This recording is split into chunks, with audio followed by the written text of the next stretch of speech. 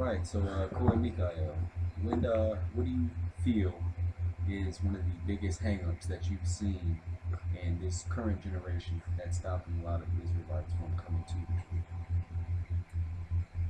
Uh, it's a question that I need clarification on. When you say generation, uh, I'm a part of a generation. A generation could be 20 years to 100 years. So, what part of that period are you speaking about? From my lifetime, you youth, and what do you mean specifically by generation? Where we're at on the planet period right now, Canaan, uh, in that broad sense? Canaan in that broad Okay. sense. The prophet said it long ago. We are destroyed as a people because of the lack of knowledge. It's not that we don't have knowledge, we don't have the right knowledge. The right knowledge or the correct knowledge is the knowledge of self. When you study education, I was a teacher for 30 years in the United States and in Brownsville area, East New York, and throughout Brooklyn. You find in any educational system, if you were a Chinese student in China, your education would be Chinese culture, Chinese history, Chinese language, Chinese food. Uh, if you're German, your education will be German, and so on and so forth. With us as a people not having an understanding or knowledge of identity, of self, of nationality, that void of not knowing who we are is reason why we have the condition that we're in. And our condition is a destroyed condition. We're in an undone state because we have not had the information that allows us to be a people like the other people are. And when you speak about being inferior, if they know their language and you don't know yours, you are inferior. You're not inferior in the sense that they're better or you're worse. You're inferior that they know and you don't know. And so it comes down to all of those aspects of one's culture. We keep Christmas and Easter and all of those days because we don't know. How is that destructive? We're teaching our children about giving credit to Santa Claus for doing something that their mother and father's doing for. That's psychologically damaging to a black child that does not understand and realize that Santa Claus doesn't exist. You're also teaching your children to lie in a way that you perhaps don't know that you're telling him, but when he finds out that Santa Claus and that Santa Claus doesn't exist, now that child realizes my mother's was lying to me. My parents have been lying. So all of these things, that's part of the problem. Again, when our children are in an economic situation where education is how you climb up a ladder, and you are in a society where the oppressor has a double standard, because even today that double standard is not being denied. It was one time it was denied that there was a double standard between how a European child goes into the public system, educational system. Anyone can witness and see how a school looks in Bedford-Stuyvesant as a school looks in Hempstead, Long Island. You go and look in North Carolina and go to the suburbs and see how their communities exist in the housing and the garbage pickup and all of those other things. Those are the things that make our children in this society not really feel like they're somebody. So again, when you don't think much of yourself, nobody else thinks much of you as well. And then again, when you have a system that when you do the same thing that everyone else does, but you go to get the job and you're denied and he gets it simply on the color of his skin, again. So all of these things are now becoming something that when we say generational, it's not only now, it was a part of my childhood, it was a part of my parents' childhood, it's now a part of your childhood and your children's childhood. So that is generational in that sense that what?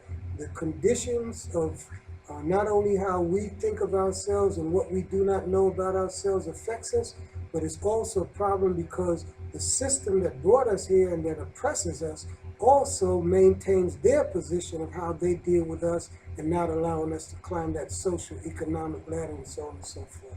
So I hope I've answered your question. Okay, well, I guess I will go with my question next. What would you say is, if you could give a piece of advice to this generation, when I say this generation, of course, this period of time right now, to the younger people coming behind you, if you could give a piece of advice, what would you leave them? What would you tell them if you give a piece of advice? My first advice would be this. One of the things that made me who I am today is home. The family is the place where no outsiders are in that environment. Okay. If we could just begin to understand that everything begins at home, our dysfunctional homes contribute to how we turn out. Okay. So if character is not developed at a young age within the home, you can't learn character in the classroom. The teacher is not there to teach character, such as manners, politeness. Right. My parents told me things like manners will open up doors that money can't buy. I know that's true, that there are even people of other ethnicities that will help you if you're a decent person and you respect them and respect yourself, they will respect you. Okay. So again, education is the way you climb up the ladder in this society, because you can go and be a nice person, but if you work at McDonald's, you're not going to be able to take care of a family. So you have to be able to realize that there are ladders that you have to climb in order to succeed in a society. Okay. In some places, if you have an agricultural society and you have farmland and you're lazy, you can't blame the system because you have the land, you just didn't work it. Okay. So again, we have to have, again, a sense of knowing what we want, and there are ethics about right and wrong. Right. We have to know how to treat one another and how to treat people. Because again, our nation is not only in its present condition because of what others do to us. We have to address what we do to each other. They're not driving by and shooting us. We're driving by and shooting our own people. We're giving the drugs to our mothers and sisters and brothers and families. These are things that should be fundamentally understood, that it's a taboo. The other people don't do that the way we do it. So we are almost like a self-destructive mechanism within our own lack of having family structure.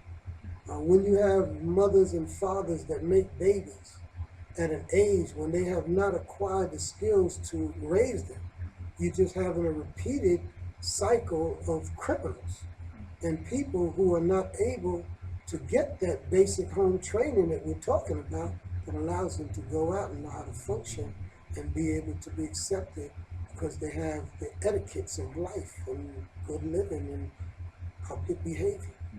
And that's where I would begin. When I studied the Torah and understood that that's all that the Creator really was laying down to you, I only just told you what the Bible, the laws in the Bible is all about. Love your neighbor as yourself. Don't hold a grudge against your own brother and sister. Learn how to get over and communicate and work that out. Don't hate them in your heart because you all had a misunderstanding. Learn how to, again, make compensation and restitution whenever you wrong someone. If you damage someone's property, you should not be able to sleep unless you make it right. We have to learn how to do those things. And when other people see that you do that with your own brothers and sisters, then you're going to deal that way with everybody. And it teaches. That's how we would have been a light to the nations had we shown an example of how we're supposed to live as a people in harmony with each other and in harmony with our Creator. So that's what it is. If you do not have a relationship that's proper with the maker of heaven and earth, you will not have relationships with other people that are also correct and aligned with righteousness and aligned with the things. Righteousness exalts a person, it exalts a people, and so doing right and learning what's right, and that should start at home. That's not 1 and 1 plus 2 in the sense of numerology. That's 1 and what equals 2 in terms of what you call spirituality. Because there's, even in China, you can go to India, what they call karma. We say what goes around comes back around. So that's called law of relativity. That you have to realize that with the Creator in the universe, He don't have to come and punish you. The sun will punish you by day, and the moon will punish you by night. And you understand? So this is part of the creation, and that's what we lost when we lost our identity and lost our spirituality. Wow. Excellent answer. Excellent answer. To segue with what you brought up about Torah being really the crux of family structure and our dealings with each other, how do you feel that the introduction of the New Testament really crippled that within our communities? It's an excellent question. As all your questions have been wonderful. It's understanding the prophecies that this was decreed by the maker of heaven and earth. It was what we call cause and effect. In life, there's an action and there's a reaction to everything that happens. So we brought certain conditions and certain effects on us. It was the results of what happened and what we did. So we had truth. We were given the truth when we were given the Torah by Moses, who went up on Mount Sinai. And the Creator chose us not because we were better than any people. We were chosen, actually, we were the fewest of the nations. It was the fact that we were also the lowest of the nations when you compare culture like Egypt, ancient Babylon, the Philistines, the Canaanites. These nations were nations when we were just walking around with a staff and a few sheep and goats and farming a plot of land. They were already established. So the Creator chose us because of a man called Abraham, our father.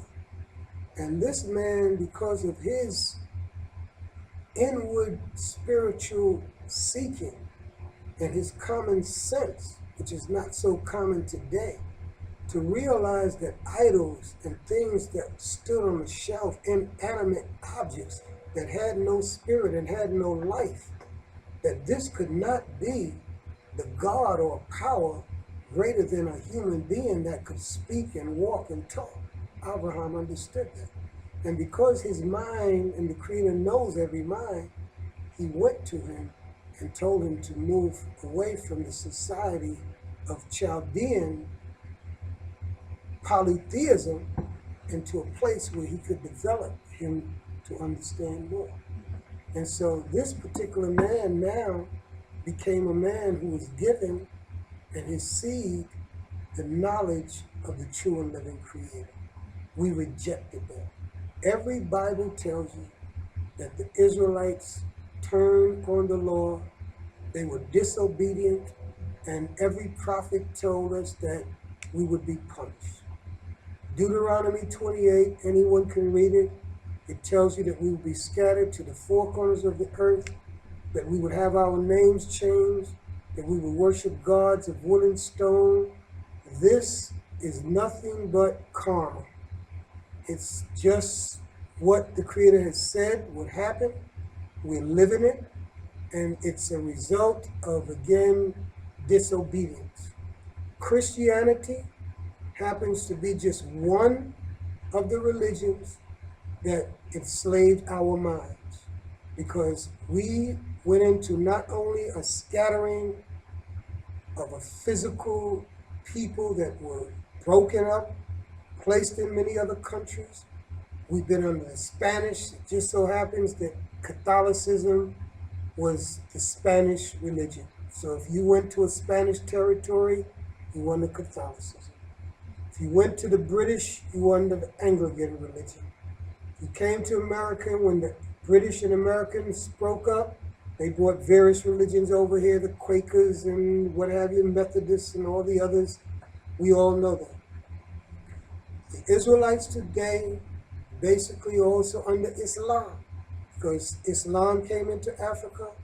Many of the people, our people that did not go on the ships that left Ghana and West Africa, they came under Christianity, and they also came under Islam primarily. And so when you study what they call the great religions today, Judaism leads back to the Torah and to our heritage. Christianity can't exist without going back and linking itself to our genealogy. Islam cannot exist without going back to the Torah, the Tanakh, and linking with our genealogy. So that truth of what they represent historically and through what we call genealogy, again stands to tell us that we are the people and the foundation upon which all these so-called great religions are based. The history behind it is that our history that is in the Tanakh or the Old Testament, which should be called the original Testament or the only Testament if you're going with OT, old, it should be original Testament, only Testament, because there are no, the Creator didn't speak Kohamar to Yahweh, thus saith Yahweh to anybody else. He only spoke to those Hebrew prophets and in that particular set of Holy Scripture writings. The Christianity has served its purpose because it is that deceptive religion that has clamped itself onto by taking the Bible and taking a so-called New Testament and attaching it to the original Testament, the authority of truth upon which even their religion is based upon, modified and changed through Constantine and all of the history that goes with Christianity. We as a people have to realize that we have been bamboozled. We have been tricked. We have been, all of the words that one wants to use, duped. We have to realize that we have not inherited truth with Christianity. That the thorough investigation will show that the Creator has never been a man. He's a spirit that hovered over the face of the waters. And in Malachi, he tells us that I, Yahweh, change not. Therefore, you sons of Jacob are not consumed. One of the fundamental things about God, if they want to use that word, is the creator and maker of heaven and earth. In Jeremiah 10, he tells you, all the gods that made not heaven and earth shall perish from under heaven and off the earth. There's only a creator, not a creature. The creator is a title that humanity must embrace, because that is the only power that, or God, because if God is not power, then you're not talking God in the true Hebraic understanding of Elohim. The power that rules the universe is one spirit that brought everything in the universe into existence. It's the thoughts of understanding the Creator's writing in the original language. Translations cannot say what I'm saying based on the knowledge of Hebraic thought.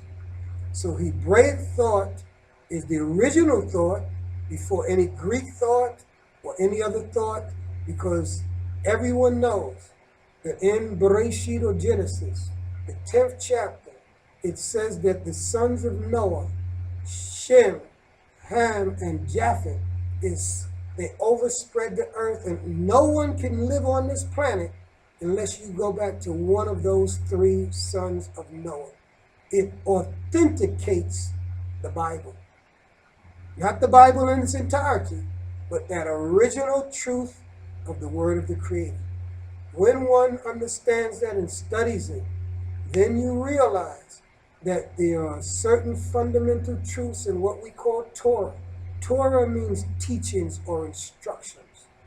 Just as a person creates an automobile, it has to come with a manual of how this automobile works. Speak up.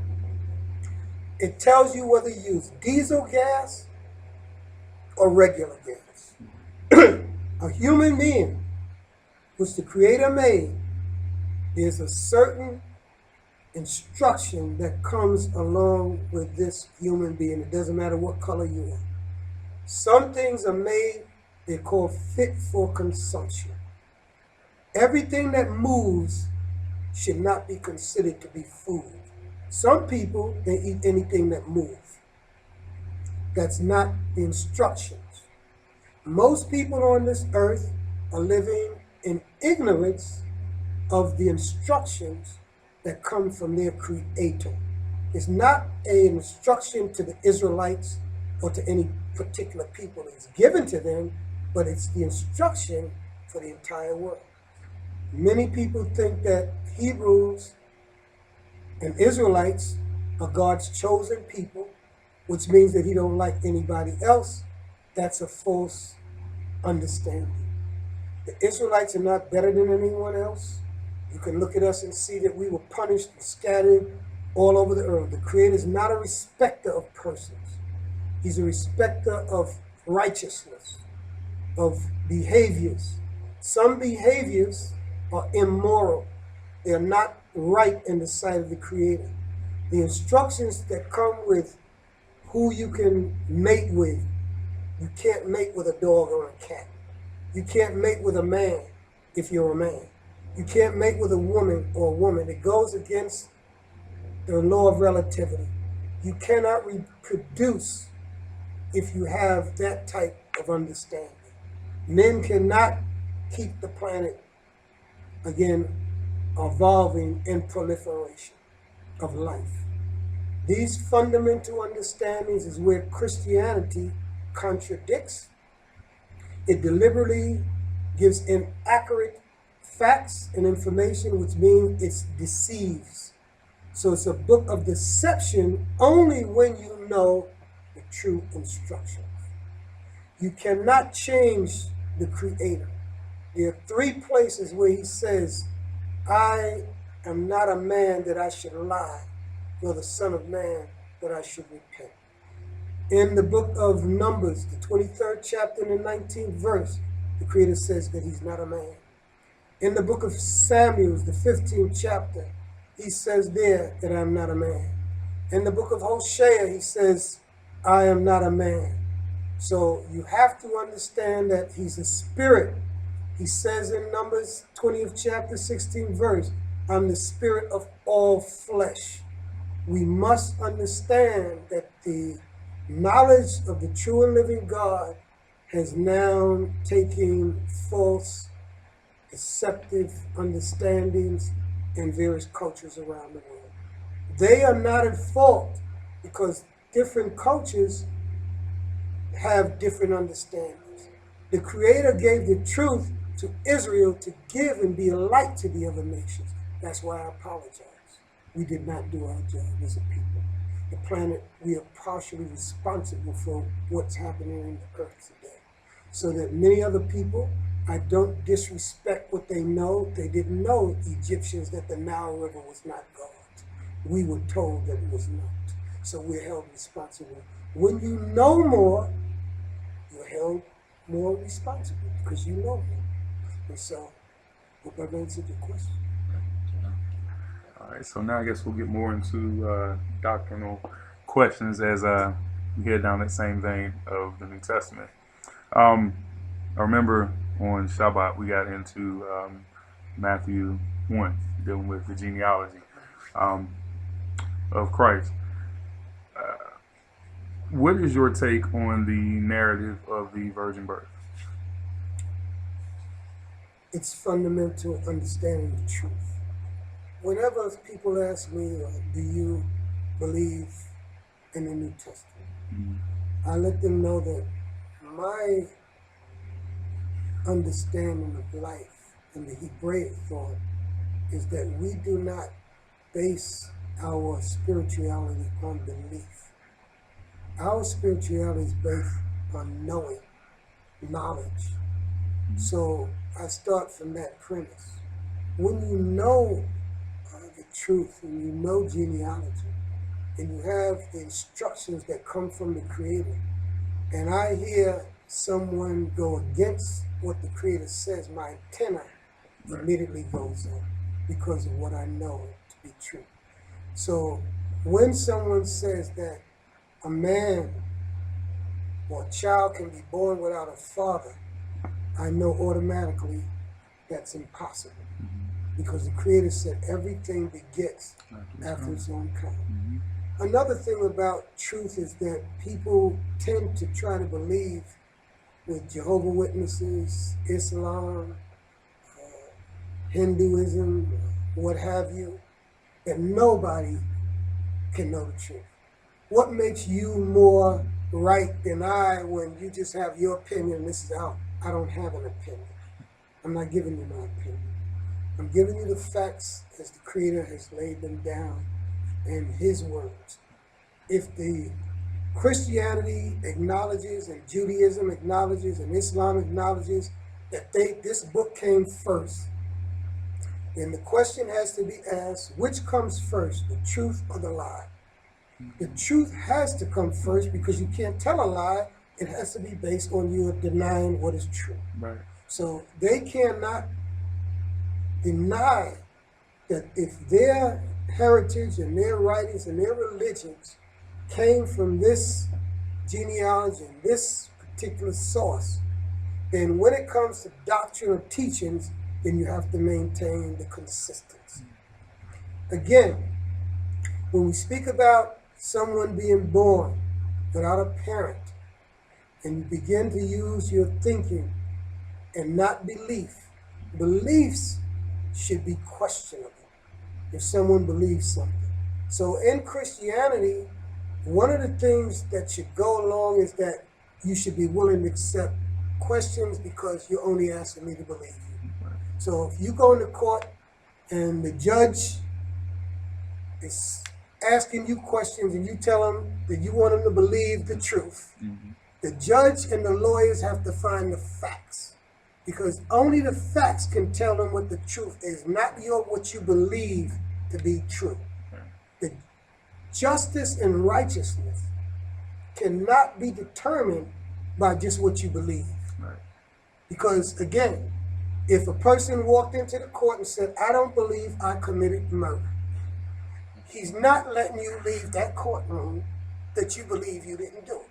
The facts are going to get you your sentence, your acquittal, your guilt, or your innocence. People have to be realistic.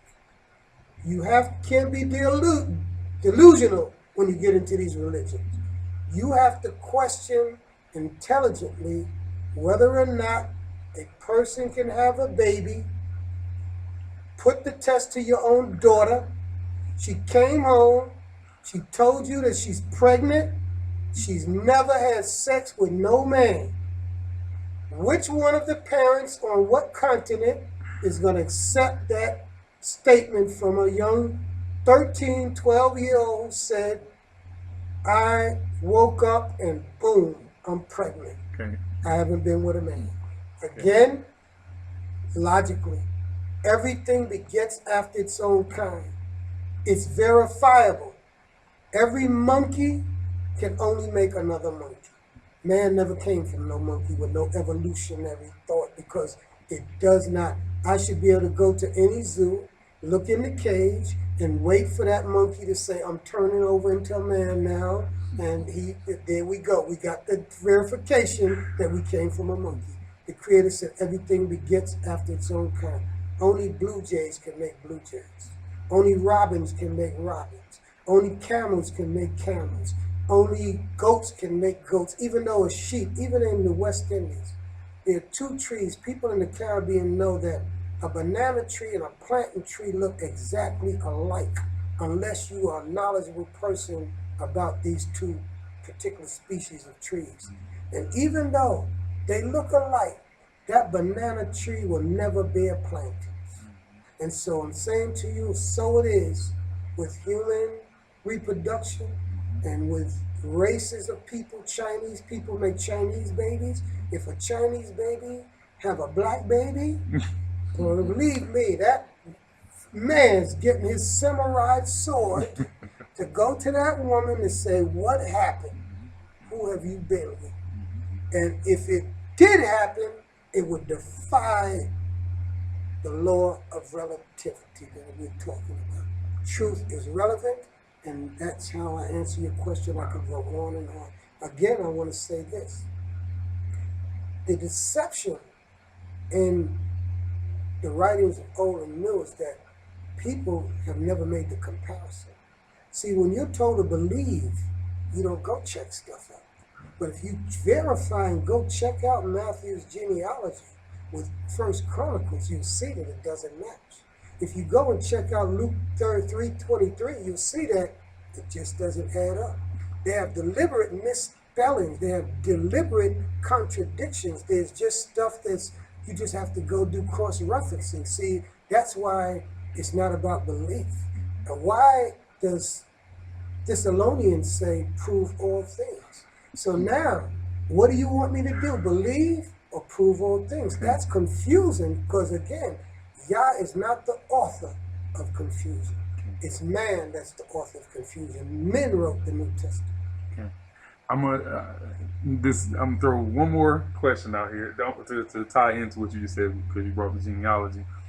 One thing that we didn't touch on was Coniah in Jeremiah 22, but it's Jeconiah in his genealogy in Matthew. Jeconiah was and you've seen me throw it out a million one time. Jeconiah, he was said to be written as childless. Not that he wouldn't have kids, but that he was written as childless, as in his kids no longer count as far as going forward and carrying forward the Davidic line, the kingship. His children were counted out. They could no longer sit on the throne of David. It said no man will sit on the throne of David and prosper again. It wouldn't happen anymore. And this may not be so much of a question because this isn't something that you follow, but what do you think it is that forces us to believe things like that when you can bring out a fact like that when the genealogy specifically has someone in there that's cut off from being a Messiah, from being or not a Messiah, from being a Mashiach? What do you think it is that is innately programmed in us to force us to continue to believe this story? Well, one, you have to think about what the purpose of Christianity was. Christianity plays the role of enslaving the mind of the so-called emancipated black man Israelite. And so basically when you think of what its role is and realize that there had to be some way of transitioning a slave from the plantation, which was a restriction of his movement in the society, to having him now become what he would think to be a free man to move in that society. The New Testament became the doctrine by which, in fact, if you ever look at old slave pictures, the slaves are always in the balcony. That used to be called nigger heaven. Because basically the slaves couldn't be down there on the main floor with the masters and what have you. He had to go up into the balcony. So basically when you understand that we have been taught Christianity as a means of allowing us to, one, come into the society, be accepted, but the purpose was to also make sure that you never got back to the truth. See, the truth shall set you free. They told you. Right. So the purpose is that They knew with Willie Lynch doctrine and all the other things is to make sure that you violate. See, our punishment comes directly divine. It's a divine punishment. All the other slaves on the planet, their punishment didn't come from a divine decree, like Deuteronomy 28. So that the Creator is directly beating us. And so we have to understand that connection is that this is because he said, thou shalt have no other gods. Remember the Shabbat day to keep it holy. That's why he gave you Sunday, because he can't give you Saturday because he will not keep you. The Creator is going to then intervene once you start to align yourself back with these laws. He has to give you pork because Yah said you shouldn't eat it. He has to give you lobsters and shrimps because he's making you violate. The chains no longer had to be on the ankles and on the wrists and around the necks. The chain now is on the brain. So that's the new enslavement. So when you don't know that this is the enslavement of your mind, and there's another element that I can't neglect, I would be remiss. You can't wake up unless the Creator wants you to wake up. And so I don't care how much I speak to a person. I can speak to a person and they say, this makes so much sense, I get it. The person right next to them don't even have a clue. It didn't even register. It may be also on how they're living their life, because you don't choose the Creator, he chooses you. And so a lot of people, based on how they live and what he knows you will and will not do, you don't even get a chance. And just as you mentioned about that genealogy, one of the phrases that Christians never mention in the Bible, and that is, you shall be cut off from your people. So that's what's happening. They're just like that genealogy was cut off, there's other people cut off. There are people being cut off right now because they don't have the love of Yah, they don't have the love of righteousness, they don't have the love of brotherhood, they don't have the love of family, they don't have those values and those things that actually will get them favor with the Creator.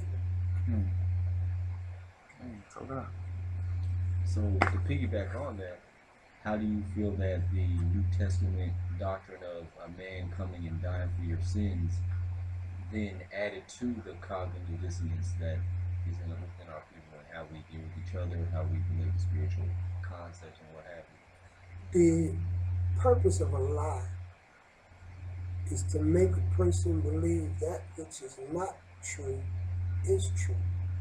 So again, if you don't know that the Creator said that every man shall die for his own sin, and if you don't realize that, again, common sense, any criminal, a murderer, person that assaulted a person that committed a robbery, in any court anywhere in the world should be able to go into the courtroom and say, Your Honor, JC died for my murder.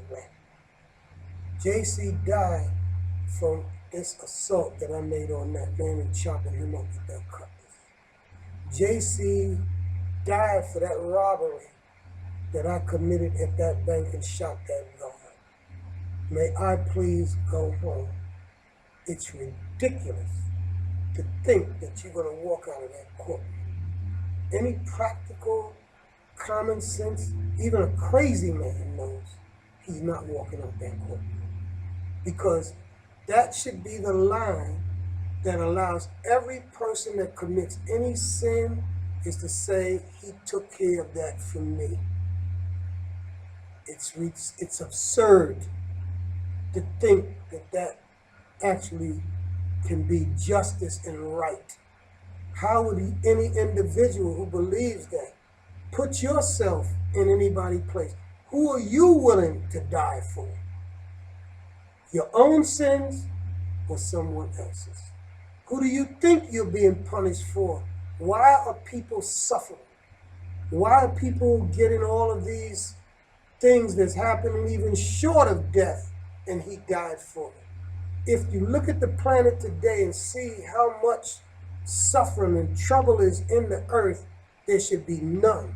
It's just like saying he came to bring peace on earth, and when he tells you that he didn't, I came to bring this, that, and the other destruction. Put the father against the mother, the daughter-in-law against the mother-in-law.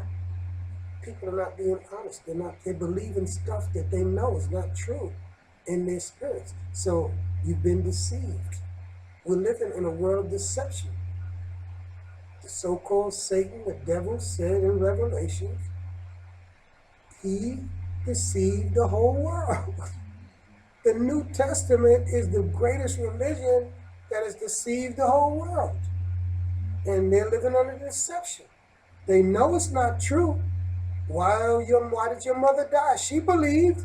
He said that they would never die if they believed. Why are these people dying? They shouldn't be questioning me. They should be questioning the Pope. They should be questioning the bishops, the minister in the church. And they know if they start questioning them in the Catholic Church, they're going to tell you need an exorcism, that the devil is in you. Because that's how they get around it then. If you start questioning hard questions, you're going to get excommunicated from those churches and those places. They can't stand the question. The questioning that I'm getting here are the questions that they have to answer. Because people know that this is not so. People are dying. They believe all their lives. They're still buried in a cemetery. And I'm saying to you that it's all deception. Great deception is on this planet Earth. Well, next question. I asked you earlier, and you gave an extremely wonderful answer. We had spoke briefly on the Lashwan HaKodesh. I know a lot of our brothers that came out of the One West camps, and it's not to bash the camps, but it is to be honest and truthful on the language. Could you tell us how the Hebrew language functions, and why or why not, that language doesn't work, the Lashwan HaKodesh, with the A-class vowels? Okay, Lashon HaKodesh, or Lashon HaKodesh, is speaking about the Holy Tongue. The Holy Tongue is considered to be Ivrit. Also, it's the original language from which every so-called original Old Testament is translated from. The first 5 books is called the Torah, which means the teachings. And that is where you get Bereshit, or Genesis, Shemot, which is Exodus in its translation, Vayikra, which is Leviticus in its translation, Bamidbar, which is Numbers in its translation, and Devarim, which is Deuteronomy in its translation. In studying the Hebrew language, one today probably studies what is called Ivrit Kaya, which is called modern Hebrew. Then there's what we call Ivrit Atik. Ivrit Atik is what is considered biblical Hebrew. So when one studies biblical Hebrew, and you go back and study how the Hebrew language grew, there are books that one can go and read and see how it got up to be what it is today. You also know that Abraham spoke what is called as Aramaic, and that's from whence the Hebrew. So we really are speaking Aramaic, which is actually a language that took on its own dialect when Abraham crossed and came out of Ur of the Chaldees, crossed the Euphrates and Tigris, and went into Northeast Africa. Again, when one starts to study the Torah, you begin to see, even if you look in the ancient Ivrit, where the language is without any vowels. I showed you earlier my Torah, that is in total ancient Ivrit. There are no vowels. So language by words take on a construction in itself just on how your prefixes and suffixes are placed in the root of a word, which is called the shorish, which means the root of the word. So that every root has a particular vowel sound. From that vowel sound, adding a suffix, which was logically in our forefathers. If I add the subject on the back of the verb, then I know it's the past tense. If I put a symbol in the front of a verb, it will tell me that I'm speaking about futuristic. If I put a particular sound pattern, which Ivrit has several sound patterns that determine past, present, and future. The past is called the Hayah. The present is called the Howeh. And the future is called the Yihyeh.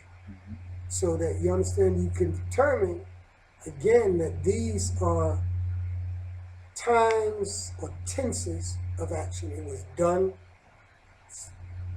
doing it now, will do it. There has to be a distinction to have communication as to which of the tenses that you're in. In the Hebrew language, if you were to have a monotone you would not be able to make those distinctions. And if you were to even say you wanted to do it in the present by eliminating the suffix and saying, okay, we just put I in everything in the past tense, we put everything in the future tense, and we just know that the future tense, we don't change the vowels, and in the present tense, we do the same thing, but we know that it's going to have a particular letter there that doesn't exist in the others. Now you have what we call the binyanim. There are 7 stems of Hebrew called the qual, the nif'al, the pl, the pu'al, the hif'il, the huf'al, and the hipa'el. In the Torah reading, all of these are there. So now, even though I don't have no vowels, I still, even though I read the modern, I still have to make these sounds in order to be able to do it. So it didn't come out of a 201 verb, it's in this writing. When you go to Isaiah, Isaiah spoke different than Moses. So every book, Daniel's part Aramaic, part Hebrew. So when you go into the different scriptures, periods of time changes dialect. So if it means dialect changes and you go back to Aramaic, so a person who studies Hebrew should also study what you call Chaldean. And then if Chaldean had you'd be able to verify it because you're going through all the periods of Hebrew language, how it grew, to know that what you're saying. I also had the fortune and the blessing of meeting men like Rabbi Matthews, Rabbi Bibbins, and Elder Bibbins, all of these men. I was a young man in my 20s, I met them. And so again, I know the school. There's a man living now, his name is Elder Ari. He lives out in Amityville, Long Island. So I studied with him and we conversed. He only do and this is what he would tell me. He would say, I talk Hebrew, I don't speak Hebrew. What he meant was that he knew the roots of words, but he couldn't go past. If I talk to him in past, present, future, he don't know that. He just picking up the root and the sounds. But again, he's one of the oldest men that knows the original way and how they got to that and what have you. So I went out there and we studied certain things like what some people call Kabbalah. Which again, it's not really Kabbalah, it's understanding how the Hebrew language in numerology, because the letters of words also is the number system in our language. That's another study in itself. So what I'm saying to you, to make a long story short, is that the people who speak about having they did not study the language. And I've never met one. I've had these conversations with many people, and that's where their dilemma is. When I ask them, well, what does this mean, or how do you say this in this particular step? Tell me that running, if I'm being chased, I'm still running. But if I'm chasing somebody or just running on the track, that's a different running.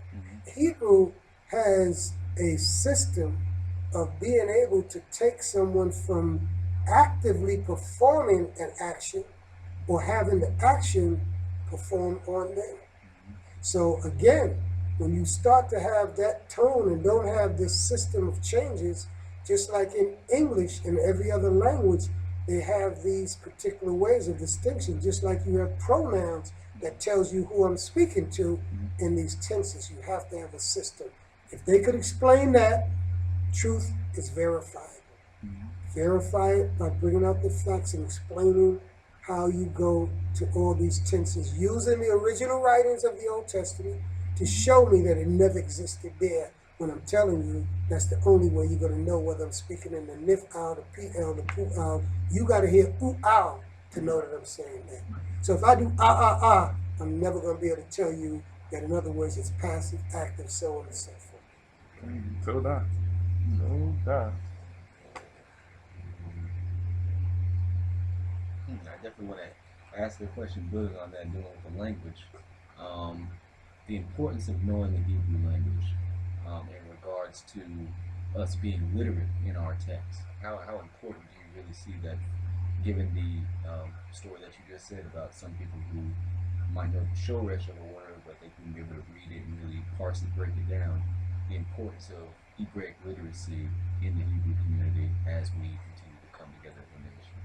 I want to give thanks to the Holy One of Israel for a great brother named Cohane Michael. When I came into this way of life, Cohane Michael, they didn't even know the name of the Creator, how to pronounce it. So I came into this way of life when not only were we studying it, we were researching it to find out how you really understand it. There were a man called Moshe Towns who could read an Israeli paper and break it, you understand, read. That's what he did. He would go around to all the Hebrew camps, elder, and just push, you all got to know Hebrew. So that's what started many of the Israelite communities. These men are deceased. I mean, you know, it's just I had the blessing of being one of the persons who was a young man then to meet these men. So he went to Israel. He would live down in West 4th Street in the village where all them Jews down by Delancey Street. He talked fluent Hebrew all day long. And so he was our inspiration back then to study the language. Cohane Michael, myself, Nasi Barak, these are the men who I came in and met. And because I was so swift in the language, I was able to be in their classes.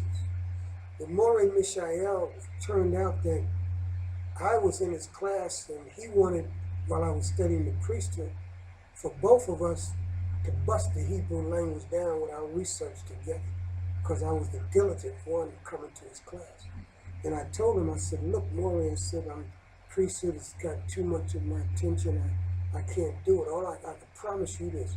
You go in and study 201. You go in and bust down the Binyamin. I'll be your student. I'll make sure that I'm like, so that was our relationship. So again, I was able to see someone who was doing the research, because you had to research to find out these things that I'm saying now. And so our scholarship now led us to not just reading in Hebrew, translating the Torah to see was it accurately translated.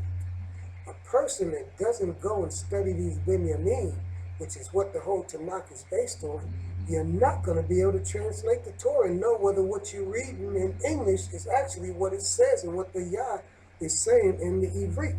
So that's the great advantage, and I'll say this further. Any Catholic that don't speak Latin, you'll never be a Catholic. Any Muslim, you can say you Muslim all you want, you don't know Arabic, you're never going to impress that Arab Muslim that was born Arab and studies and know that this is his history, his heritage, his language, because he knows the language of the religion. And the Quran, if you don't know Arabic, you're reading a translation, you understand? So the same thing with your Christian and you don't know Latin. When that Pope gets up there and speak, only them Italians, them Romans, are going to know what he's really talking about and what he's really saying. So if you're a Hebrew and you're saying that you are a Hebrew Israelite, or you're studying the Hebrew scriptures and you're reading any translation, you will never be the authority on what it originally says unless you master the original language. So that's the key to not only saying you're a Hebrew, any religion you're in, you better go in and study the native tongue in that country where that religion actually developed. You want to be a Hindu? You better get into Hindi. See? The importance of studying the Hebrew language. This is your heritage, your writings, all your writings in that language, and your ability to translate to know whether the facts and truth is what it is. You'll be like a Christian. You'll only be believing. I don't want to believe. I want to know. So if I go and learn the language, I know what I'm talking about. And how would you say that knowing the language and through it, understanding Hebrew thought, through understanding how certain verbs translate and how of the binyanim, how the all tense when you get to the ifil, and just kind of the essence of some of the Hebraic thought and some of the words. Where do you see that we've lost that as a people, not knowing our language and what parts of the language? In some ways, we apply Hebraic thought to English, to any country's culture we're in. That's why we have what they call, we speak Creole. We're just really taking Hebraic, what you call innate way of speaking. Our tongues and throat is not used the way it was when we spoke the Hebrew language, because we have guttural sounds that come from the throat. So again, we lose the ability to use our mouths, but we have the ability to learn any language because the Hebrew is the oldest living language on earth, meaning it's not the first language, but of all the languages being spoken today, Ivrit, which is what the Hebrew language is really called, is really actually the oldest living one that's spoken on the planet today. So again, when you know Ivrit, there are other languages that are derived that have connections with this Ivrit language, so you develop an ear and you begin to understand and speak other languages based on that foundation of your original language, inherited language. When you are a people and you exist on earth, no people that lives on earth can ever have every single aspect of their culture destroyed. There's certain aspects that exist in you. You understand? Because you're still here and everything can't be taken from you because you're going to practice certain things. You may even scratch your head in a certain way that your ancient father scratched his head. And that's part of, you understand, what this comes down with you. So there's certain things we inherit in our body movements. You might have moles or certain marks on your body that, you understand, your great-great-grandfather had that one. You might twitch your foot or do certain things with your feet that it goes back to your generations. So again, when you begin to see our people and you travel and see the different ways that we behave, again, how we dance and how we move and what have you, you look at our brothers and sisters in the continent, no one ever is puzzled in relating to how we dance here, dance in Africa, because it's all connected. Even though we've been scattered, we have certain common things that's still just a part of us as a people. We just don't recognize it. The other people, they also, when they travel, Europeans, they know certain behaviors of us. That's how they know that we're the Hebrew people, because we're still doing Hebrew stuff. Even though the people in Ghana have not come in the Western Hemisphere, circumcision is a part of their whole society. South Africa is part of their society, the Hausa, you understand? The Zulus, you understand, all of those different tribes that are there throughout, they all still actually practice certain things that are part of the Hebraic culture. We never lost it all. The other people know that it's connected with the Bible. Now the Igbos are starting, and you're starting to see this knowledge merge up where they're saying the Igbos are nothing but the Hebraic culture. Joseph Williams, Hebrewism in West Africa, all of these authors, they were researching us years ago. This is not known. This is a global conspiracy. Just like it's written in the 82nd Psalm, let's cut them off from being a nation and a people. We're the ones that's in the dark, so that we have to wake up and understand our language and realize that, hey, this is what makes you a people. The language is the heartbeat of a nation. So that without your language, when you're in the presence of other people, you can't have a private conversation. But if I walk into a Puerto Rican shop and they don't want me or anyone else to hear, they can talk and I don't know what they're saying. I ain't talking about me. It can be in Polish community, anywhere. Everyone has that. That's what we lack. And that's why they say we're inferior and what have you. It's not that we're inferior, we just don't know. And so again, that empowerment, knowledge is power. So when you start to talk about the language in terms of just not only translation, but in all the aspects that you're talking about, it makes you a people.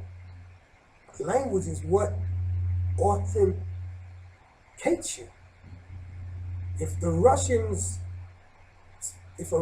person can speak Russian, every other Russian know you Russian too. You go over there and see if you there, they'll know you not Russian.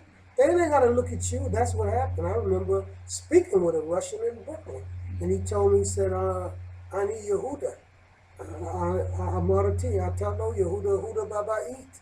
I said, Yehuda, I left him home. He's at the house. You ain't Yehuda. Then he kept going on, and he knew a little bit of Hebrew, but then I wouldn't speak no English. And then he just came and said, okay, you're the Israelite, you're the Hebrew. Because the language made him know he could speak Russian fluently, but he can't speak my language fluently. And our people have to realize that that's what empowers them, that when you start learning to speak Hebrew fluently, all them Jews will know it also. And also, when I want to shut them out, I speak biblical Hebrew because they're speaking modern Hebrew. It's a different vocabulary, it's a different pattern of talking and all of that. They can't go in the Binyamin. They broke it down and saw the patterns, set up the book, but they can't speak and understand it like that. It's against their nature. See, nature, languages come with who you are too. The Chinese have 3,000 characters in their alphabet because that's their character. That goes with who they are, you understand? We got 26, 22, you understand, English language and ours, because they can't do it. Our language is simple. Our vocabulary, to speak Hebrew fluently, you don't need thousands of words. A few hundred words and you could be fluent. So the language empowerment for us as a people is extremely important, and it satisfies all the answers beyond just Torah, translation, communication. It's all of that.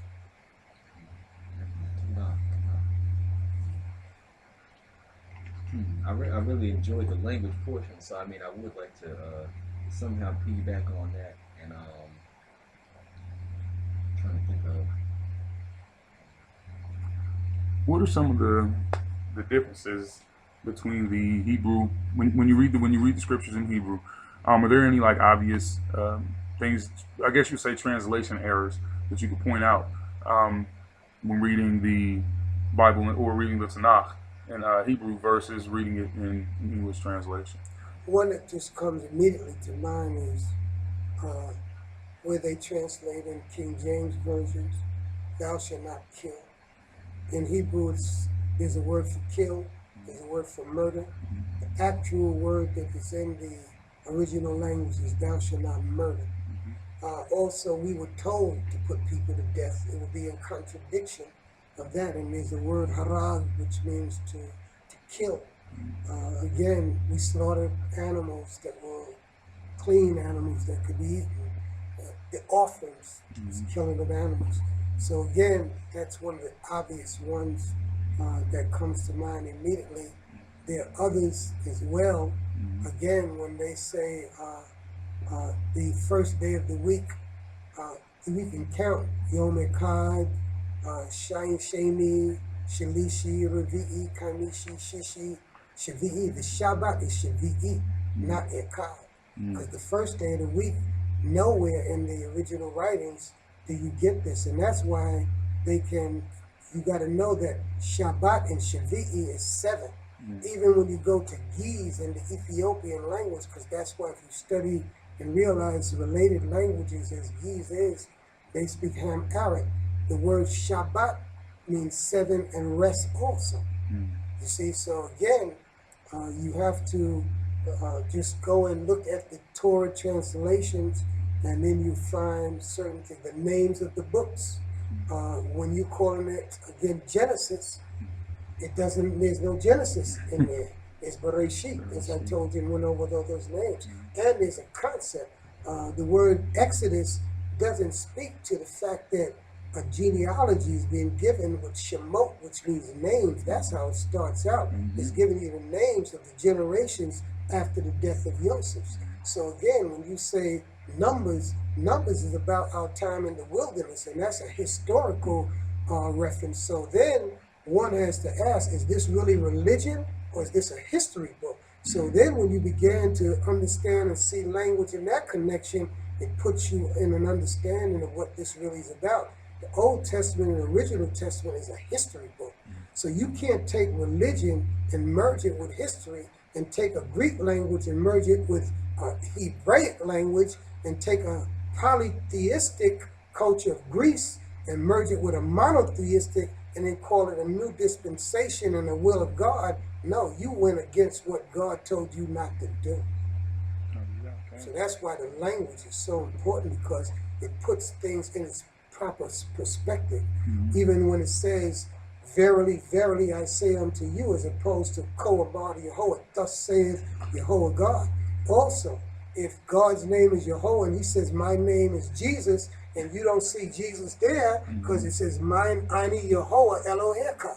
You understand? So now, Jesus' name is nowhere in that Old Testament. It's just not there. Right. So therefore, you know also somebody's lying to you about the name of God, because God told us what his name is in Exodus. You understand? So there's other places where he says his name. So if you don't know Hebrew and they translated Lord God, there's no Lord God. You got to know what he's saying. Adonai. That Lord, where it says Lord, is the name of the Creator himself. Also, in his name means eternal. There's a construction of the past, present, and future tense in the name of Yah or Yahovah. You're saying eternal every time you say the Creator's name. So if you don't know that, false translation. They telling you his name is God. His name ain't God. His name ain't Lord. You better go and find out what he called himself. He know his name. You also have God of Elohim, Abraham, Yitzchak, and they calling him Jacob, Isaac. That's not their names. There's no even word called Hebrew. It's called Ivrit. So all of these things is false translations. It's not accurate. It's not giving the truth. I think they take these things and make them. They try to minimize them. They minimize them, but that's, of course, that's what you do. Right. See, you got to realize that, again, any way you can diminish the truth, the lie becomes more effective. So that's why you have to diminish. They're not going to tell you that Jeremiah's name is not Jeremiah. It's Yirmiyahu. So when you follow all the names that they have for Jonah, and then you see in Hebrew there's no letter J anywhere in the alphabet. Again, all the names is we just saying his name was not Jeremiah. And his name have a meaning. So now if I know Hebrew, I know why you call him Jeremiah. What you saying when you say Yeshayahu. Daniel. Yah is my judge. And so when you say Eliyahu, that's saying Eliyahu, Eli, my power, he who is Yah. Yah is who he is. You know, that ain't got nothing to do with no JC or nothing like that. You can't fit that in the name. Those names is pointing, a lot of those names got Yah in it. It's pointing you back to Yehovah. Like when you say hallelujah. You could say hallelujah Yehovah. Hallelujah, hallelujah Yehovah. It's just, you just shorten the name of the Creator, which is what he gave us. And that's why, again, only when the language is known. You can't say hallelujah, JC. It don't fit. It ain't go in the language. It's just, it'd be stupidity. Nobody would have understood you. The power of the language is, gotta know. If you don't know, they could play all those games. What do you think bridges the, as we spoke on earlier, it seems like you do a good, you've done and are doing a good job of kind of bridging that divide between the Tanakh only Israelites and the Israelites that are in the New Testament as well. What advice would you give us, the younger people coming behind you, as far as being able to gel and I guess come to some neutral ground? Because like we were talking about earlier, we are regardless of how we feel about each other, we're still family, and we're still stuck here together. So at the end of the day, you know, we're still here and we still have to work together. How would you suggest that we bridge that gap? Follow the prophetic thoughts that tell us what to do. Zephaniah 2. Come together, O shameless nation, before the great decree of the Creator. Come together in humility. When you have been placed in a situation like we have, where our knowledge has been taken and we're trying to return, we have to understand that it's not about an emancipation. We're in what we would call a redemptive process. We're trying to restore back to our original position as a people. It means that we have to be humble and study and be able to listen to one another, be able to acknowledge when someone has more knowledge than you. We have too many bad character habits that deny us, things that go against what is right, what is intelligent. We don't give credit where credit is due. We have envy that's not supposed to be when we have a common cause of trying to get ourselves out of this boat. One of our great teachers, Ben Ami, used to say, hey, there's a man down there with a bulldozer trying to chop the whole tree down, and we're on the branches fussing about our own branch. We need to deal with that guy with that bulldozer down there. So we need to refocus our energy. We're not the enemy. So we have to get the humility to realize that we have to come together and work on the things that we can agree on. Right. We spend too much time and energy working and trying to fuss and have controversy over our differences when we need to be understanding, like all the nations are teaching us. The Democrats don't agree with the Republicans, but they all agree that we should bomb Syria and get ISIS off the planet. Right. So I'm saying we have to become what I would call nationalistically intelligent. We don't have national intelligence. That's why the nations know that we're inferior, because we don't act like we're a nation, because we don't do fundamental things that other people know they do even when they disagree. And so that's where we need to start, to have that intelligence.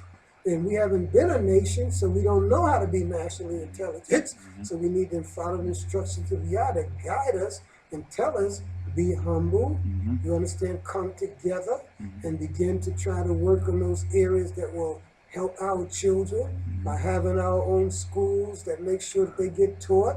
That if you want to have, let's say, I'll tell you, how would I compromise? You say, and what have you, let's learn both of them. Let's learn both of them, and let's see again which one is going to allow us. If we study yours and study the one that I'm talking about, which one is going to survive? Because over time, the one that the Creator wants to be the one that's the correct way, that's going to be the one that's going to be established. So we just allow time to take care of certain things. And another thing, some of the things that we disagree on, if we just learn how to be successful doing something together, our controversies will disappear in a lot of areas. And we'll start being humble and say, oh yeah, you was right. You know, when I thought about it, the Creator, this is spiritual. See, in Isaiah 29:9, it says the following: stupefy yourselves and be stupid. Blind yourselves and be blind. Ye that are drunken, but not with wine, because the Creator has poured a deep sleep upon you. Then it goes on to say, all of this has become as a writing that has been sealed. The scriptures that we're talking about have been sealed. Until the right time when the Creator put that spirit out there, with Rabbi Matthews, it started, Rabbi Bibbins, all of these. This was just the beginning of putting truth back in us. But until you come up to a level. When you come, Creator takes you further. It's based on how far we advance in our humility, our righteousness. Righteousness exalts a nation. Just like Jacob had to climb a spiritual ladder in that dream that he had, you have to interpret that and know that we're climbing spiritual ladders. And so that's where it is. Some people are on higher treads on this ladder than others are, but the people on the bottom don't want to recognize that you've traveled higher up the ladder. So that's why they can't get up there. And if you, it's not that we should look down when you're up there. You trying to pull somebody up where you are, and someone's a higher you to pull you up higher. That's what we have to understand. This process of how we deal righteously is not by power. It's not by might. It's by the Spirit of the Creator. And many of us don't have the Spirit. We go with what we think we know, with our knowledge, our own understanding. We don't seek Yah to find out whether what I'm saying is right or what I know. You know, ask Yah to teach you and guide you, because He'll guide you to the truth and information. You just have to be humble and do the right things for Him to do it. And that's what we lack. We lack the right spirit. That's what's lacking in our communities. We don't have the spirit of Yah in many instances as a whole in the body. It's in our midst. We have degrees of it, but humility would take us a tremendous way. And a lot of us, we're more into our own egos than the glory of Yah. We were not created to boast of our own glory. That's why He says, if you have something to boast about, boast in the fact that you know and understand me, and you delight in the fact that, you know, I'm a merciful creator. We don't delight in the right things. We don't have the right understanding, and those precepts and those concepts that I'm speaking is not the ones that are taught to the people and to the masses, so they don't display the character and the way we have to go. Many teachers are more concerned with the way people look at them and their greatness rather than realize that we're nothing. The Creator said the nations are nothing in my sight. So that's what I'm going to tell you. You can call me great, honorable, whatever. In my mind, that don't mean nothing. I'm nothing but a piece of dust. The great one is the maker of heaven and earth. That's who I'm glorifying. That ain't have nothing to do with me. It's all right. Definitely great words of wisdom there that you know, our generation and that can definitely meditate on, and things that we need to do better to bring ourselves together as a nation. Definitely. I want to shift gears slightly and ask about some of your experiences traveling in different continents and what have you. What have you learned about our people that you saw in these different areas that you were able to bring back here to, you know, the people that are scattered in this part of the world? Just some of that information you gathered in yourself and how they do that. America has been described long before I mentioned here that we are some of the richest slaves on the planet. No country we were impressed have been the South African apartheid, where slaves receive health benefits, a welfare check in the amount that a person would receive here as a descendant of a slave, opportunities to go to university, the shoes and the quality and the malls that you could go into and shop and buy stuff, the glasses that you can get and the dental wear that you can, dental care that you can get. So slaves in America are spoiled in terms of, you know, what oppression is in places that I've been to. And people that have less in the Caribbean and in Africa, they have more character, more morality, more decency in their poverty than what we have. Ghetto behavior is really ghetto, not where you live, because ghetto started with the Jews living in Germany. So they were not degenerate and low in their behavior with each other. They lived Torah in those areas where they were oppressed, discriminated against. In our case, in the ghettos where I grew up and throughout the inner cities, our behavior is what makes us really ghetto. They don't behave like that in South Africa. They rose up together. You saw Serafina and how they marched together to fight apartheid as a whole and what have you. In the Caribbean, you understand, they live in poverty in terms of what their income and what they earn as a salary working. But they have the basics of what my parents had here in the South. They had values that the young people, as we moved up to the cities, we lost those values of the old school. That's why you hear this thing called old school now, because they had family and structure. They were poor, but they have love of cousin and brother and sister. They wouldn't give their cousin no dope or nothing. We lost all those things that were the values that really distinguish you, not only in terms of your economic situation, but your relationships with one another. And that's the answer to your question. We have to, as a people, bring back good ethics of right and wrong into our dealings with each other. That's what the black man in America lacks. That's why the Honorable Elijah Muhammad, if people know the history, is why he chose Islam rather than Christianity. And that he knew that he didn't want you to be an Arab.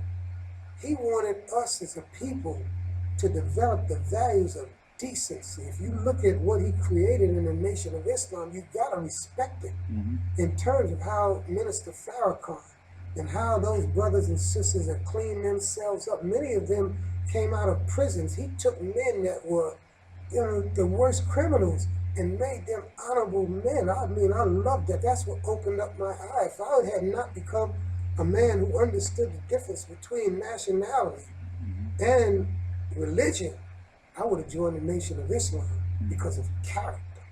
They make men and women of character, decent people. And if they could do that to every black man in America, you understand what I'm saying? It would take us miles and miles, and they're doing their efforts. But again, the spirit of the Creator, you can't do it unless He does it. Right. That's why the glory cannot go to no man. Y'all said, my glory I will not give to another. So if you're going to be a servant that worship our people and you trying to make you the big thing or you to this, that, and the other, you're going to be in trouble. Right. I tell everybody, you want to kill a leader, make him a God.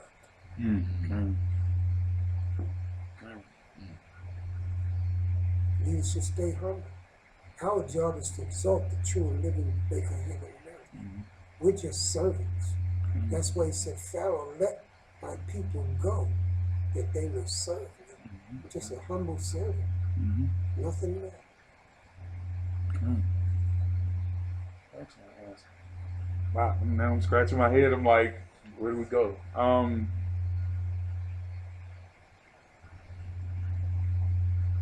Could you give us the history of Hashabah? Hashabah Yisrael began with my teacher Cohane Michael Ben Israel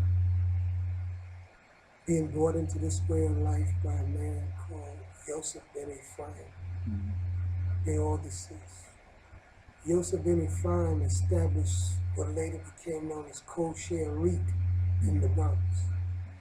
He was also the founder, co-founder with Cohane Michael and their families that established Hashabah Yisrael. They were part of a community known as Beni Adat, Israel in Brooklyn and Patchouli Green. So Cohen worshiped there for 7 years. He always shared with me over and over this history. That's why it's a part of me. That he sat there for 7 years under a man called Rabbi Wilkins, who was known as Rabbi Yirmiyahu. And Rabbi Yirmiyahu taught him the Torah, the understanding, but he was also a man who researched. He had a sister that was attending there. She's deceased. Her name was Confederate Miriam. She's a brilliant woman. She was a brilliant woman. I learned much from her. Miriam taught in the Jewish yeshiva. Mm-hmm. Imagine a black woman who's teaching the Jews in the yeshiva. Wow. Hebrew fluent, every kid had the whole package. When I say a scholar of scholars, Cohane married her. In that marriage, Cohane is in law. Joseph brings him in. But Cohane Levi is the rap man. He's the man with the gift of, you said it, gift of gab. I mean, he can rap. So when he got this knowledge, just was perhaps much like I described, the ability to just talk and explain it and bring people in. He's sitting under Rabbi Yirmiyahu for 7 years. He's asking Rabbi, as he hears him say, we're Jews, because it was a black Jew congregation. Cohen's saying, Rabbi, this is saying that Jacob have Reuven, Shimon, Levi, going down to Binyamin. Jew ain't here nowhere. How are we Jewish? He said, it's all the same thing. Cohen listened, he accepted it for years. He come back to Rabbi, he says, Rabbi, it says Yehuda here, where it's translated in Jeremiah as Jew. It don't say Jew. Where's Jew anywhere in this? It's all the same thing. They all now, Miriam, Joseph, Suda, these people I'm telling you about, they're studying because they've been there before. Cohen, my teacher, he's coming in, he's researching, they're having their dialogue within the congregation. No, this ain't right. I love Rabbi, but this ain't it. He's got a yarmulke on his head. He's got a shirt and tie on. He's seeing an African presence in this, but it's not represented. They're growing. They're being redeemed. Their minds are opening up. He outgrew Judaism. They're talking and saying, look, we can't continue doing this stuff. We gotta, move on. They got together and formed Hashabah Yisrael, which means the restoration of Israel. That's what Hashabah Yisrael means. We're not restoring Judaism. We're restoring Israel, and we're restoring Israel by the correct Hebraic biblical understanding. The dress began to change. Other communities that influenced my teacher was a man called Nasi Yaakov. Ben Isakim, which now is what is known as the Shema community. And those teachers in our communities, we're watching, Cohen is watching, I'm not even in this way of life. I'm a young man in the streets of Brooklyn. This is the history. Cohen now is beginning to bring the culture because he's seeing this particular group, which has given him an understanding of how we're supposed to look. The staff in their hand, and the turbans on the head, and the earrings like we saw they had in the Bible. If they took up their earrings, they're taking this, processing this, and translating it into a visual, a look that's making us look the part of what this heritage is about.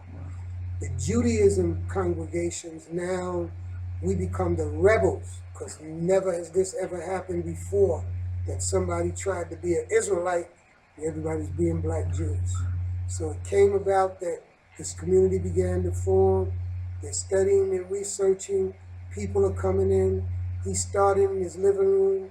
The Mizbeach, or the prayer altar, was his ironing board with a sheet over it and the Bible and the books on it. That's how he started out. Then they got a place over in Bed-Stuyvesant, I think it was 1106 Gates Avenue. They opened up a little storefront place where they worship, blossom into, moved to Brooklyn, 539. That's when I came. And again, I started bringing people, they were gathering, and the numbers at that point just began to magnify and grow. That's how Shabbat started. Wow, that needed to be recorded, because I'm gonna be honest, a lot of people, like me and you, like we're new here, we're new at Hashabah. So to actually get that documented, that's gonna probably be edited, and it's like, look, we probably need to let more people see that when they come through the door, because that was very important. And this is what happened. Cohane Levy, in 1969, I told you I came in. Mm-hmm. As we hit the 70s, the drug situation got worse. The violence, Mm-hmm. the economy of America, Mm-hmm. everything was coming in. Hashabah Yisrael, when I arrived, had a fund called Lusaf, because Cohen now had grown into where he realized that we needed to leave the United States of America. Mm-hmm. Lusaf stands for Leave the United States of America. Oh, wow. So that was something where people donated $1 or whatever every month. It was a fund, because now the plan was one day we're going to leave America. Mm-hmm. I came in 1969. This fund started 67, even before me, before that. Mm-hmm. Again, Cohane Levy, after making me a priest, I moved up the ladder of our community, became recognized as the second person in the community to him in terms of our leadership, and again, respected as such. It came to one point we discussed it privately, that we now had to execute leaving the United States of America. We sat in my living room, and he told me in discussion, people would not leave the country unless one of us, two of us, led them out. We understood, personal work letter, I won't go into that I was the person. So I knew that I was the person too. I had no thoughts of otherwise. Just knew that I had to now form the plan to do it. The chips were made abroad. We determined the date when we would exodus. We went and made our contacts in the country that we decided we would go to. I left in, made several visits in the early 70s, 74, 76. He went 72, 73, it would take years. By 77, I now was leaving with approximately maybe 100 people. I was 27 years old, leading 100 people out of America. So again, I've been there now 41 years. And again, now we're a vibrant community with communities in Trinidad and Barbados, and as I said, spreading throughout the Caribbean and connecting up with Israel, with Ghana, Nigeria, South Africa. All of that has now been in my travels, just making those connections, doing the writings, the internet. And again, at 9/11, when the planes went into the World Trade Buildings, I was visiting America because my oldest uncle had passed. So I came in to do the funeral. I'm considered the family's priest, this whole community. Right. And so again, I came in to do the funeral, and the planes went into the building, and everyone called me in all the Israelite communities. Cohen, what do we do? You're out of America. How do we get in touch with? Then I mean, how do we get out of here? Because nobody knew what was coming next. And so the family decided, my advice is that this is not the city you want to be in. You got to get out of New York. The transition began to take place, and then Hashabah Yisrael, which was in New York City, made the transition here. Our community started out as Hashabah Yisrael in Guyana, and again, because of people not being able to say Hashabah Yisrael, again, I grew in my understanding, and I went from what I would call congregationalism to nationalism. So I eliminated any congregation name and became the Hebrew Israelites of Guyana, the Hebrew family of Guyana. Then we have the Hebrew family of Trinidad, the Hebrew families that live in Barbados, the Hebrew family of Charlotte. So this is a concept that I started, that I'm trying to get all congregations. It also is what the nations call national maturity. Now, when we start to be Israelites residing in different places, because wherever the Chinese go, it's called Chinatown. They don't never change their name. They always be China in San Francisco, they're China in New York City, they're China in Guyana. So that concept, I teach it. And so I'm telling Israelites that's how we can go. And the nations will know that we've grown and matured as a nation. We all realize that we're just Israelites, residing in different places throughout the world. Definitely a great idea. The national piece of getting our people together. What have you also thought about or seen done in the Hebrew community in regards to economically getting our people on one accord of some kind of a business model, whatever it might be, or where everybody can donate to a certain cause, just so that the connections of the different Hebrew communities can put their economics in one product, if you will. Everything has to take place by stages and degrees. We've arrived in the kingdom of God because I consider myself kingdom and nation is the same, the nation of God. That's wherever you are, you're Israelite, you're in the nation, even if you don't say you are, because you can't quit. Nationality is something you cannot quit. So it's just rising and growing in intelligence and understanding of this as our people. And so every community should have a concept of where your development starts with self-development first. Family development next. Community development after that. National development next. Develop yourself financially, educationally, socially. Contribute that and make sure that your family grows educationally, socially, economically. If you can't help yourself, you ain't gonna be able to help your family. If you can't help your family, you can't contribute to the community. Family is what determines national strength. You show me your best family and I'll tell you what kind of nation you have. That's why our nation is not where it's supposed to be, because the men, which is the start of the families, haven't strengthened themselves to the degree that they need to be strengthened. In order to strengthen and develop their wives and their children, that's lacking. Therefore, if you come out to a community like this and you are not in a position where you're educated, you have an economic paying your tithes or contributing to school, community can't get developed. Don't never mind internationally, we scatter all over. How can you help somebody in Ghana when you locally can't even feed your own family? So that's how it begins. How we've been able to build in places, the communities that have these concepts that I'm telling you about. It's not something that needs to be recreated. We're telling you this is the wheel. You don't need to reinvent the wheel. You just have to take what I just told you and apply it, and you'll see the results that I'm seeing. So that's how you do it. Don't worry about trying to build a school for all Israel. Build one in the place where you at. Start right there locally to build up this place right here. And then when you become a model, somebody's going to say, well, how did you all get that? How did you all get that building? How did you all, you understand? And then you're going to be able to tell them how to do it too, so they can reproduce it. So success breeds success.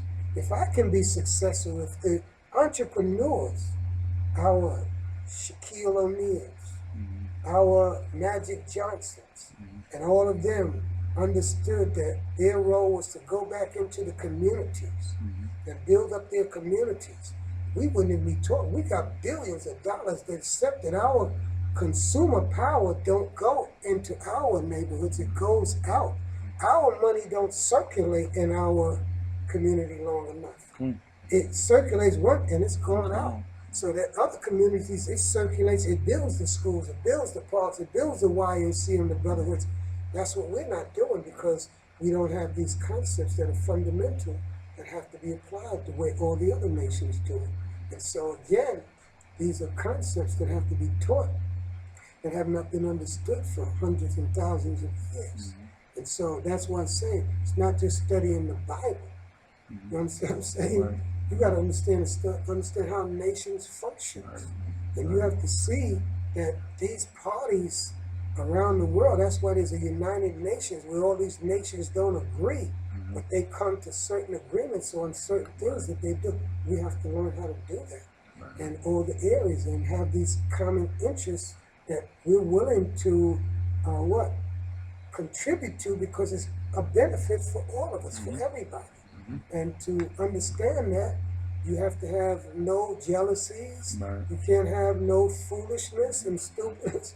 It takes mature people to be married, to do all of these things. To be married, you got to be a mature person to have a family. And so some of our children are getting married too young. They don't have the right understanding of teaching. So how are you going to be able to translate that into what I'm talking about unless you lay this groundwork and get people to get the basics of life? The foundations is what you build anything on. You got to have foundation teachings. We don't have foundation teachings. Some teachers are more interested in showing how intelligent they are rather than laying the foundations. They're more interested in themselves or their prestige than the people. See, service that Yah is talking about is we serve each other. That's what the real service is about. You serving your nation, you serving your cause, you serving your interest by helping the children and not taking advantage of your own daughters and making them prostitutes. You serving your nation when you make sure that your children are mannerable and nice. That's what this is, service. You serving the planet, because manna is going to spread. We put our hats backwards, everybody put them backwards. We drop our pants, everybody drop them. We say our rap songs that's speaking of downgrading our sisters, even the European children are going to start rapping that. Why not spread good and righteousness the way we spread ignorance and stupidity and unrighteousness? So we just got to get on our rightful path. We are not living in the character of who we are. We're living out of character. And we're the only ones among the human race that's living out of character. Even the animals, a dog knows he's a dog and he dies a dog. A cat knows not the bark, but the meow. You understand? But the black man, we don't even know how to, the Israelite don't even know how to, we're trying to be everybody else. We even trying to be animals. You see, because we don't have an understanding of who we are. And so we lack the teachings that make us perform in the character that we were made to perform. You can't be it if you don't know what you are.